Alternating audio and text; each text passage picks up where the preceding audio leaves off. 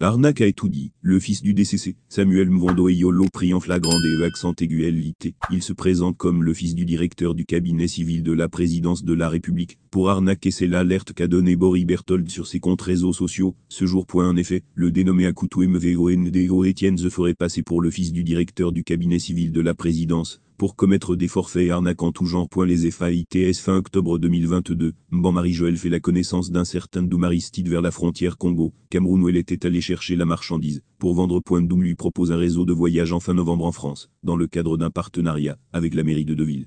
Doum lui fait savoir que l'architecte, c'est un certain Akutu MVONDO Etienne, qu'il présente comme le fils du directeur du cabinet civil, Samuel MVONDO Eyolo. Cet Akutu MVONDO prétend qu'il doit recevoir 500 000 pour le dossier et 1 million, quand le visa sortira. Arguant que la procédure bénéficie de l'aval de son père. Mban Marie-Joëlle envoie cette somme en 2 tranches. Au bout de semaines, il demande d'envoyer encore 180 000 FCFA pour l'assurance et l'ouverture de compte bancaire. En décembre, la rassurant toujours d'avoir l'accord de son père. Akutu demande d'envoyer les frais de visa qu'il allait déjà déposer les dossiers au consulat de France à Douala.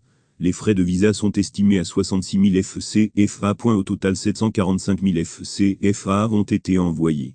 Sauf que Akutu MVONDO, le prétendu fils du directeur du cabinet civil, a disparu et poursuit ses arnaques, avec l'identité du DCC, indique Boris Berthold. Émile Parfessin ruiné. Un de ses audios de lui en train de pleurer est sur la toile multimillionnaire. Il y a encore quelques mois, le Camerounais Émile Parfessin est actuellement en train de vendre ses biens au Cameroun et dans le monde entier, afin de régler ses problèmes. Un message vocal du créateur du PDG, fondateur des sociétés Saint-Grou et Global Investment Trading, J, dans lequel il explique à un de ses proches qu'il a tout perdu, mais garde espoir de se relancer, après avoir vendu certains de ses maisons, est en circulation sur les réseaux sociaux. Partagé par le journaliste Paul Desibilla, ce dernier explique que la faillite de Saint est imputable à des mauvais placements. Émile Parfessin, selon ses révélations, a fait de mauvais placements. Avec l'argent escroqué au Camerounais, il ne lui reste plus que des investissements issus de cet argent, investissements qui sont d'ailleurs en train d'être revendus pour résoudre ces problèmes.